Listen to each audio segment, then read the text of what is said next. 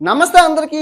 పాకిస్తాన్తో యుద్ధం చూడడానికి మేమంతా సిద్ధం. మొత్తం యూట్యూబ్ ఛానళ్ళు, న్యూస్ ఛానళ్ళు జనాల్ని భయభ్రాంతులు చేసి పిచ్చెక్కిచ్చేస్తాయి. సచ్చిన తలకిందులుగా తపస్సు చేయన మనం పాకిస్తాన్తో యుద్ధం చెయ్యము.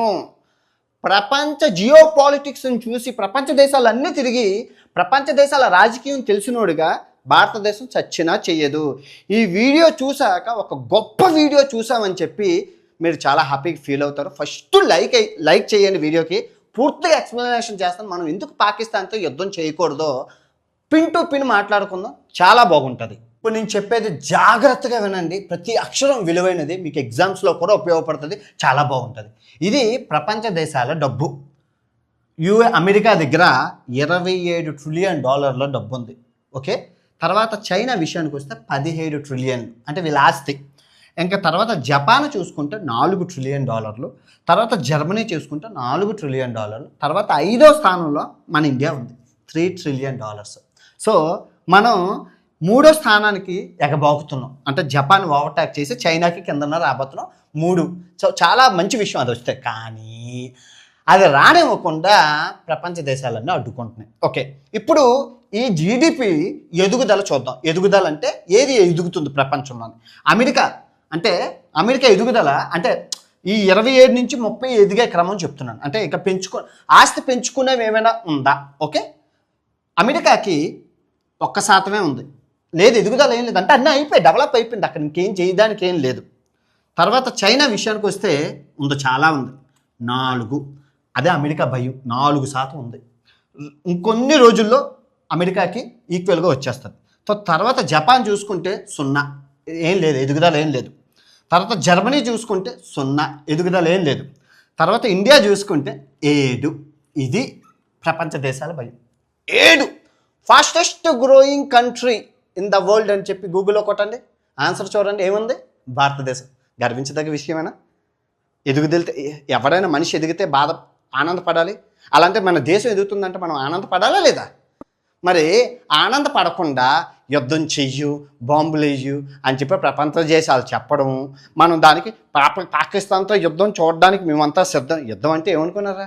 అడుక్కు తినిపోతాం, నాశనం అయిపోతాం, దేనికి పనికి రాకుండా పోతాం. ఇప్పుడు అసలు యుద్ధాలు ఈ ప్రపంచ పట్టణంలో ఎక్కడెక్కడ జరుగుతున్నాయి, ప్రస్తుతం ఈ రోజు వరకు ఎక్కడెక్కడ జరుగుతున్నాయో చెప్తున్నాను. ఇది చెప్పే ముందు అసలు శ్రీకృష్ణ పరమాత్ముడు భగవద్గీతలో ఏం చెప్పాడు? యుద్ధం చేయడం అధర్మం, యుద్ధం అనివార్యం అయితే ధర్మం అంటారు. అంటే యుద్ధం ఎదురైతే చెయ్యాలి. ఓకే, ఇప్పుడు ఫస్ట్ యుద్ధం ఎక్కడ మొదలైంది? ప్రపంచ యుద్ధం, వరల్డ్ వార్ 1. దేనికోసం మొదలైంది? హనీమూన్ కోసం మొదలైంది. ఇది చూడండి. 1914లో పెళ్ళి అయింది రాజుగారికి. వాళ్ళ అప్పని వేసుకొని అన్నారు, తల్లని వేసుకొని ఇదో ఈ కారు మీద అది కనబడుతుంది కదా, అది అక్కడికి వచ్చారనమాట. ఆ కారుతోని మగుడు పెళ్ళం గారు అదిగా ఇదే బ్రిడ్జ్ అనమాట. ఇదే బ్రిడ్జ్ మీదకి అలాగా నడుచుకొని వెళ్తున్నాడు అనమాట. అదే కారుతో వెళ్తూ ఉంటే ఆ బొక్కలో నుంచి సెర్బియా దేశానికి చెందిన ఒకడు గన్నతో కాల్చేశారు. చూసారా? ఎక్కడ? యూరోప్లో బోస్నియా హెర్జగోవినా. అప్పుడు ఆ రోజుల్లో 5 సంవత్సరాల క్రితం అక్కడికి వెళ్ళి చెప్పాను. కామెడీగా చెప్పాను, కానీ సీరియస్గా చెప్పాలంటే బోస్నియా హెర్జగోవినా దేశంలో యుద్ధం మొదలైంది. ఆ పక్కనే ఉన్న రాజు, ఆస్ట్రియా రాజు హనీమూన్ కొనుక్కు వస్తే పెళ్ళంతో ఈ పక్కన సర్బిస్తాన్ వాళ్ళు యుద్ధం కాల్చారు. సో అలాగా మొదలయ్యి చితికి గాలివాన్లా ప్రపంచ దేశాలన్నీ కొట్టుకు సచ్చాయి. ప్రపంచ యుద్ధం ఇలా స్టార్ట్ అయింది. ఏ యుద్ధమైనా చిన్న రీజన్తో స్టార్ట్ అవుతుంది. ఆ తర్వాత 2వ యుద్ధం ఎలా స్టార్ట్ అయింది? తర్వాత చూసుకుంటే చాలా యుద్ధాలు స్టార్ట్ అయ్యాయి. తర్వాత ఇప్పుడు ప్రస్తుతం జరుగుతున్న యుద్ధం ఏంటి? 3 సంవత్సరాలు 4 సంవత్సరాలు అయిపోతుంది. రష్యానా ఉక్రెయిన్ ఏమైనా మిగిలిందా? దేనికి స్టార్ట్ అయింది? ఉక్రెయిన్ నుంచి ఈ నాటో యూరోప్తో కలుస్తానని అన్నాడు. అది మాకు నష్టం అని చెప్పి రష్యా అడిగింది. అంతే కదా. పక్కన ఉన్న అన్నయ్యని మనం ప్రేమించాలి. అలా కాకుండా అన్నయ్యతో గొడవ పెట్టుకుంటూ ఊరుకుంటాడు అన్నయ్య, చెదగొట్టేశారు. ఇప్పటికి ఏమైనా అవుతుంది? ఇంకా ఇన్ని సంవత్సరాలు కొట్టుకుంటాను. ఇంత పెద్ద రష్యా చిన్న ఉక్రెయిన్ ఏం చేయలేకపోతుంది. ఇంత పెద్ద రష్యా ఇంత చిన్న ఉక్రెయిన్ ఏం చేయలేకపోతుంది. దానికి గల కారణం ప్రపంచ దేశాలు. యుద్ధం చేయి. ఇప్పుడు ఈడు నాటోలో కలిస్తే వచ్చే లాభం కన్నా ఈ యుద్ధంతోనే ఎంతో నష్టపోయాడు. ఏం పోయింది రష్యాకి కూడా నష్టం. చాలా ఎకనామికల్గా, ఆర్థికంగా మొత్తం నాశనం అయిపోయింది. మొత్తం జీడిపిలో చైనా అన్నీ దూసుకెళ్ళిపోతున్నాయి. ఈవెన్ ఇండియా కూడా దూసుకెళ్ళిపోతుంది. ఏమైనా లాభం ఉందా చెప్పండి? యుద్ధం వల్ల ప్రపంచ దేశాలు ఎక్కడ లాభం లేదు. నెక్స్ట్ ఇజ్రాయెల్ పాలస్తీన్, సేమ్ మనలాంటి గొడవే. పాలస్తీనాలో ఉన్న హమాస్ తీవ్రవాదులు ఇజ్రాయెల్లోకి వచ్చి దారుణంగా ప్రజలను దొరికినట్టు కాల్చి చంపేసి సేమ్ మనలాంటి సిచ్యువేషన్. ఇజ్రాయెల్ ఇంకా తప్పదు ఇంతని చెప్పి యుద్ధం స్టార్ట్ చేసింది. ఇప్పటి వరకు కంటిన్యూ అవుతుంది. ఏమైనా మిగిలిందా? నాశనం, అటు ఇటు నాశనం తప్ప ఏం లేదు. ఇటు నుంచి ఇటు సపోర్టు ముస్లిం దేశాలు, అటు నుంచి వాళ్ళ support. End of the day America బాగుపడుతుంది. రష్యా ఉక్రెయిన్ యుద్ధంలోనే అమెరికాకి లాభం, ఇజ్రాయెల్ పాలస్తీనా యుద్ధంలోనే అమెరికాకి లాభం. డబ్బులు డబ్బులు డబ్బులు డబ్బులు, మొత్తం డబ్బులు బా అంతే, ఇంకా అయిపోయింది. ఇప్పుడు మన విషయానికి వస్తే మన యుద్ధం, మన భారతదేశం పాకిస్తాన్ యుద్ధం కాదు. ఇప్పుడు ఒక విషయం చెప్తున్నాను. నువ్వు, నా ఇల్లు ఉంది, నేను రోజు ఇంటికి తాళం వేసుకొని కుక్కను బయటని పెట్టి మార్కెట్కి నా పనికి వెళ్తున్నాను. దొంగలు వస్తున్నారు, చూస్తున్నారు, అమ్మో తాళం వేసి ఉంది, కుక్క ఉందని చెప్పి వెళ్ళిపోతున్నాను. రోజు అదే జరుగుతుంది. నేను మొత్తం సంవత్సరం అంతా తాళం వేసుకొని కుక్కను బయటని పెట్టి వెళ్ళాను. కానీ ఒకరోజు మర్చిపోయి, జాగ్రత్తగా వెళ్ళండి, ఒకరోజు మర్చిపోయి తాళం వేయడం మర్చిపోయాను, కుక్కను కట్టడం మర్చిపోయాను. కుక్క ఎటో వెళ్ళిపోయింది, తాళం తీసింది, చూశారు దొంగలు చొరబాడి మొత్తం ఇంటినంతా దోచుకొని వెళ్ళిపోయారు. ఇక్కడ తప్పు ఎవరిది? నీదే అన్వేషు. 365 రోజులు చేసావు కానీ ఒక్కరోజు మర్చిపోయావు కదా, అదే జరిగింది. ఇప్పుడు తప్పు భారతదేశంది. నువ్వు మన ఆర్మీ వ్యవస్థ మనం ఫెయిల్ అయ్యాం. వాళ్ళందరూ చొరబడ్డారు. మనం భద్రత, మనకు సరిహద్దు ప్రాంతాలు కఠినంగా ఉండేటప్పుడు పొరుగు దేశం పాకిస్తాన్ ఎప్పుడు నాశనం అయిపోకదా అని 1000 కళ్ళు, వాళ్ళకి తినడానికి తిండి లేదు. కానీ భారతదేశం నాశనమే కోరుకుంటుంది. ఆ దేశం ఎదుగుదల ఇష్టం, ఎందుకంటే మనం ఎదిగిపోతున్నాం. వాళ్ళకందరంతా ఎత్తుగా ఎదిగిపోతున్నాం. సేమ్ ఇప్పుడు ఎగ్జాంపుల్, పాకిస్తాన్ ఇండియా విడిపోయినప్పుడు రూపాయి విలువ ఎంత? ఒక ఇండియన్ రూపాయి పాకిస్తాన్ రూపాయి ఎక్కువ ఉండేది. 1.5 ఎంతో ఉండేది, రూపాయిన్నర ఉండేది. అంటే ఒక రూపాయిన్నరతో సమానంగా ఉండేది. ఇప్పుడు ఎంత అయింది? ఒక భారతదేశం రూపాయి 4 పాకిస్తాన్ రూపాయలతో సమానం.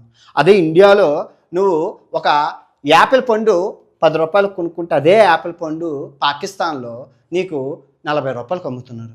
ఒక పాల ప్యాకెట్ ఇక్కడ 100 రూపాయలు అయితే అక్కడ 400 రూపాయలు. అన్నీ ఆర్థికంగా చితికిపోయింది, నాశనం అయిపోయింది, సర్వనాశనం అయిపోయిన దేశంతో యుద్ధం చేస్తే మనకేం పోతుంది? మనకు బొచ్చు తప్ప ఏం మిగిలేదేం లేదు, నాశనం, మనమే పోతాం. ఎదుగుది. ఇప్పుడు అందరూ కాశ్మీర్ ఎందుకు వెళ్ళాలని అంటున్నారు? ఇప్పుడు అమ్మో ఉగ్రవాదులు ఉన్నారండి, చంపేస్తారేమో అంటే అని వెళ్ళడం మానేశారా? టూరిజం బంద్ అయిపోయిందా? ఇప్పుడు ఆపేశారా? మరి అలాగే యుద్ధం మనం స్టార్ట్ చేస్తే మన దేశానికి వస్తారు ఎవరైనా వ్యాపారం చేయడానికి గట్ట, అమ్మ బాంబులు అవుతున్నాయి, యుద్ధాలు పడుతున్నాయని. యుద్ధం జరిగిన దేశంలో నాశనం తప్ప ఏం ఉండదు, రూపాయి లాభం ఉండదు. ఏ దేశం రాదు. మనం ఫాస్టెస్ట్ గ్రోయింగ్ కంట్రీ అని చెప్పానా నేను? ఎదుగుతున్న దేశం, ఎదగాల్సిన దేశం. ప్రపంచ దేశాలన్నీ మన కాస్త చూస్తున్నాయి. ఎందుకంటే చీప్ లేబర్ మన దగ్గర దొరుకుతారు, చీపెస్ట్ లేబర్ మన దగ్గర దొరుకుతారు కాబట్టి ఖర్చులు తగ్గుతాయి. కాబట్టి మంది టెస్లా ఏంటి, యాపిల్ కంపెనీలు ఏంటి, ఇంకా ఎన్నో ఫోన్, ఈవెన్ చైనా కంపెనీలు కూడా చీప్ లేబర్ కోసం మన దగ్గరికే చూసేది ఉంది. ఎందుకంటే పక్క దేశాలు కాబట్టి. ఇప్పుడు చైనాతో శత్రు దేశమా మిత్రదేశమా అంటే, చైనా శత్రు దేశం ఎందుకు అవుతుంది? మిత్రదేశం. బ్రిక్స్లో ఎవరున్నారు మన ఇండియాతో పాటు? చైనా ఉంది. తర్వాత G20లో ఎవరున్నారు ఇండియాతో పాటు? చైనా ఉంది. చైనా శత్రుదేశం ఎందుకు అవుతుంది? చైనా మనం శత్రుదేశం పెట్టుకోకూడదు. మనం పొరపాటు శత్రుత్వం పెట్టుకోకూడదు. మనకు లాభం, మనం చైనాతో మిత్రదేశంగా ఉంటేనే లాభంగా ఉంటాం. మన దేశం ఎదుగుతుంది. అది ఆల్రెడీ టాప్లో ఉంది, ఎక్కడో ఉంది. మనం ఇంకా అవినీతితోని, మన ఇండియా అవినీతి దేశం. మనం చైనాతో సత్సంబంధాలు పెట్టుకుంటే మనకి చీప్గా ప్రొడక్ట్స్ అన్ని విధాలా మనకే లాభం. న్యూస్ ఛానల్ ఎందుకంటే యుద్ధం అని చెప్తున్నానంటే, ఇదిగో మళ్ళీ వచ్చని చెప్తాను. మన తెలుగు రాష్ట్రాల్లో 1000కి పైగా న్యూస్ ఛానల్, ఇంటికి ఒక ఛానల్ ఉంది, ఇంకా యూట్యూబ్ ఛానల్. ఒక్కొక్కడు 20 వీడియోలు యుద్ధం వస్తుందని, ఒక 40 గంటల్లోనూ, ఒక 30 గంటలు, ఒక 28 గంటలు ఇష్టాసరంగా వాళ్ళు ఎవరు నోటికి ఏది వస్తుంది. ఎందుకంటే డబ్బులు కావాలి, బతకాలి కదా. యుద్ధం అనే సెంటిమెంట్ని క్యాష్ చేసుకొని హ్యాపీగా డబ్బులు సంపాదించుకోవాలి కాబట్టి వాళ్ళు చెప్తారు. జనాల భయభ్రాంతులు ఇప్పుడు యుద్ధం రాదంటే ఎవరైనా చూస్తారా? యుద్ధం వస్తుందనే అందరూ చూస్తాం, ఏమైపోతుందని. ఆ థ్యాంక్స్ అది క్యాష్ చేసుకుంటున్నారు. ఇప్పుడు ఎగ్జాంపుల్, పాకిస్తాను మనం యుద్ధం చేయక్కర్లేదు. మన ఇండియా ₹1 వచ్చేసి పాకిస్తాన్ 4 రూపాయలు. మనం ఎదుగుతున్నాం. జీడిపిలో 6-7% ఉంది ఏమో. నెక్స్ట్ ఇయర్ ₹1 వచ్చేసి పాకిస్తాన్ 6 రూపాయలు అయిపోతుంది. 2030కి వచ్చేసరికి ₹1 వచ్చేసి పాకిస్తాన్ 15 రూపాయలు. ఇంకా అంత పేద దేశాన్ని మనం కొట్టేది ఏంటి? అదే అయినా అన్ని విధాల నష్టాల్లో ఉందబ్బా అది. పాకిస్తాన్ అప్పుడు పాకిస్తాన్ శత్రుదేశం ఏదైనా ఉందంటే ఆఫ్ఘనిస్తాన్. పాకిస్తాన్ కన్నా స్ట్రాంగ్గా ఉంది ఆఫ్ఘనిస్తాన్. పాకిస్తాన్ సమబుజ్జి ఎవరైనా ఉన్నారంటే అది ఆఫ్ఘనిస్తాన్. వాళ్ళిద్దరూ కొట్టుకు చేస్తున్నారు. ఇద్దరు ముస్లిమ్స్ అన్నదమ్ములు ఇద్దరు కొట్టుకుని చేస్తున్నారు. సామేంటి అలాగే ఆయన మనం కూడా చంపక్కర్లేదు అబ్బా. బలూచిస్తాన్కి మనం ఇండైరెక్ట్గా ఆ బలూచిస్తాన్ చాలు కొట్టుకొని చంపడానికి. పాకిస్తాన్కి అటు నుంచి ఆఫ్ఘనిస్తాన్, ఇటు నుంచి బలూచిస్తాన్ అని చెప్పి కొడుక్కి చంపేస్తున్నాడు. అది వదిలేసి మన అంత పెద్ద దేశం, ఆర్థికంగా ఇంత ఎదుగుతున్న దేశం, ఎవరైనా బుద్ధి ఉన్నోడు ఎవరైనా యుద్ధం చేస్తారా? ఇప్పుడు చెప్పండి, మీరు యుద్ధం జరుగుతుందా? అది జరగదు కదా. మీకు అర్థమైంది కదా. ఇప్పుడు యుద్ధం అనేది ఎక్కడ, ఇప్పుడు ఫర్ ఎగ్జాంపుల్ ఆఫ్ఘనిస్తాన్ నాశనం, అక్కడ ఆయుధాలు ఉన్నాయి అది ఇది అని చెప్పి అమెరికా ఎంతో డబ్బులు ఖర్చు పెట్టింది. ఏమైంది? పేకలేకపోయింది. మొత్తం తట్టా బొట్ట సర్దుకొని ఆయుధాలు కూడా వదిలేసి వెళ్ళిపోయారు. ఏమీ చేయలేని బాధలది. కక్కలేక మింగలేక డబ్బులన్నీ కోల్పోయింది. సో అంతే, యుద్ధం వల్ల లాభమే ఉండదు. రష్యా ఉక్రెయిన్ యుద్ధం 4 సంవత్సరాలు, ఇప్పుడు హమాస్ పాలస్తీనా ఇజ్రాయెల్ యుద్ధం 2 సంవత్సరాలు అవుతుంది. ఇంకా అలా పెరుగుతూనే ఉంటాయి.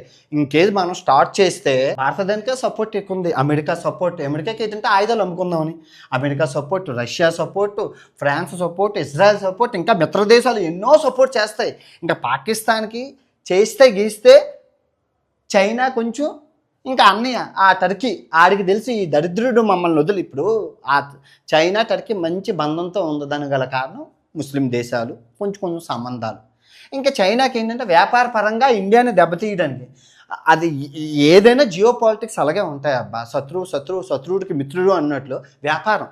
ఆ ఎండ్ ఆఫ్ ద డే ఆయుధాలు అమ్ముకోవాలి, గన్నులు బాంబులు అమ్ముకోవడానికి. ఇప్పుడు మనం చేస్తే మనమే గెలుస్తాం, అందరికీ తెలిసింది. మళ్ళీ ఇంక గెలుస్తాం అన్నప్పుడు చేయడం ఎందుకు? ఇంకా మామూలు సింపుల్ లాజిక్, గెలుస్తా ఉన్నప్పుడు మన ఆర్థికంగా మనం ఇప్పుడు అటు సైడ్ బాంబు వేస్తారు, ఇటు సైడ్ బాంబు వేస్తారు, నష్టం అయితే మనకి జరుగుతుంది కదా. జరుగుతుందా లేదా? ఇది ఇప్పుడు మీకు అర్థమైందా క్లియర్గానా? మనం ఆర్థికంగా బడపడాలంటే మనం కర్ర విరగకూడదు, పాము సాగకూడదు. మనం ఎదిగితే చాలు, వాళ్ళు చచ్చిపోతాం.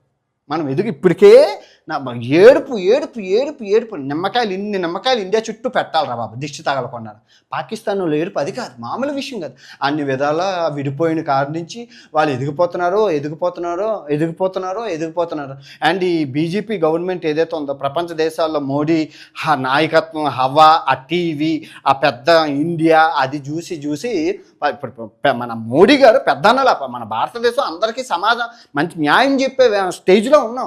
ఒక పెద్ద తోపుగా డబ్బుల పరంగా వీక్గా ఉన్న మన పేరుతో మంచి స్థానంలో ఉన్నాం. మనం అలాగే వెళ్ళాలి. ఇండియా అంటే గొప్పగా మంచిగా వెళ్ళాలి. ఎందుకంటే అత్యధిక జనాభా కలిగిన దేశం మనం, అత్యధిక ప్రపంచంలోని. చిన్న మిస్టేక్తోని చాలా భారీ మూల్యం చెల్లించుకుంటాం, మనం పేదవాళ్ళగా అయిపోతాం. మీ ఎవరికి తెలుసో లేదో భారతదేశం పేద దేశం. తెలుసా ఎవరికైనా? మీరు ఎవరికైనా తెలుసా భారతదేశం పేద దేశం? జాగ్రత్తగా వినండి.